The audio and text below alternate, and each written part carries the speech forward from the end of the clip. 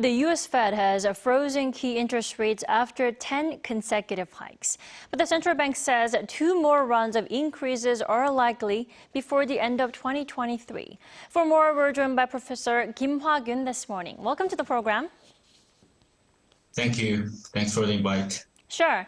Why did the U.S. central bank decide to freeze the rates this time round? I mean, what's your take on the Fed's latest decision, Professor?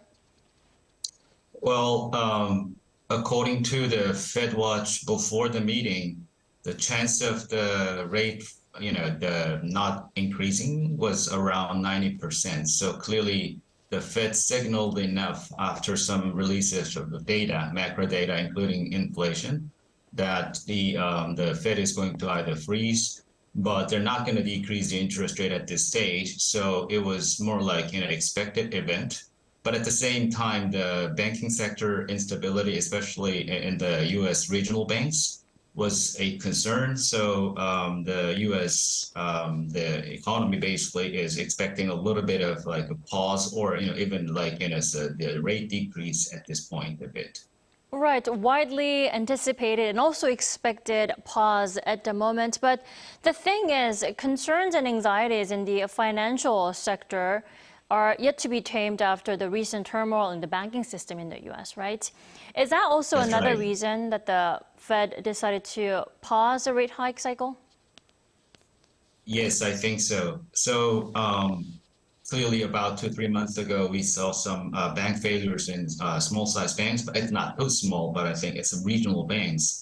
I don't think there's a big problem in the U.S. big banking system because it's pretty stable, such as Chase or other big banks. But in terms of smaller banks, because they hold a lot of treasury as their assets as off-balance sheet activities, as the interest rate going up, then their asset value decreases, and that actually causes some bank runs. So the government and also the Fed especially wants to see some improvements in the banking system by the interest rate pause. But at the same time, they know that they have to control the inflation. So they want to see if the inflation data is coming out more favorably so that they can use this pause to see some, earn some time until they see some improvements in the banking system.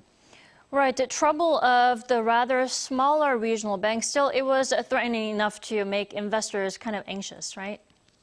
Yes, I agree, right. Then what's the chance of seeing a rate cut before the end of 2023? I mean, could Wednesday's rate freeze be followed by a rate hike? Because the Fed hinted 2 more rate hikes.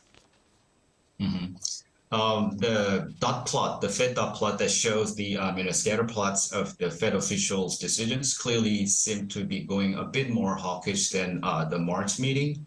But according to Fed Watch, which is the futures data version of the probability of the rate increase, is about 60% range. I don't know how quickly this is going to change 90% by July, but at this stage, there's some small chance of the rate decrease if the inflation data becomes really favorable. But at this stage, more increase, I think, is more likely. Right, a rather hawkish pause at the moment. Let's talk about the consumer prices that came out yesterday that showed the smallest annual rise in over 2 years. Now, that's a good sign, right? But still, some experts are saying that it's maybe too early to say the inflation is under control. How do you read those figures? Right. When you look at the small numbers of each item, the core inflation without the food and energy still is high, and that's also what Mr. Powell said. Among these items, then which item was the most concerning part? It was more like a rent and housing cost.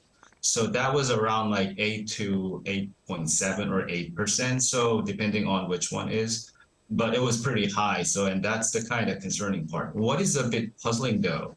Usually if this is the problem, the rent, if you increase the interest rate, the rent is also likely to increase, which will worsen the inflation. So it was somewhat puzzling to me that if the rent is the real concern according to the data, then I'm not sure if the raising interest rate is going to resolve this issue. But let's see how things go in the future for the next few months.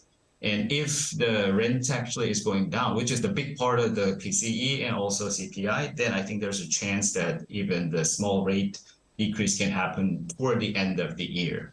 But still, we expect probably 5.5 to 5.75 is going to be the average consensus for the end of this year. Right. We are halfway into the year, so 6 more months to come, but maybe 2 more rate hikes by the end of the year. But how would you expect the next policy meeting to be? Do you expect a rate hike or rate freeze or even a drop maybe?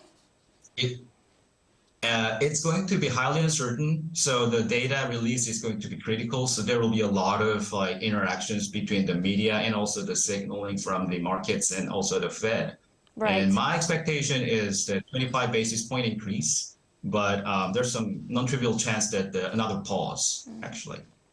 All right, Professor Kim Hwa-gyun, thank you so much for joining us this morning. My pleasure.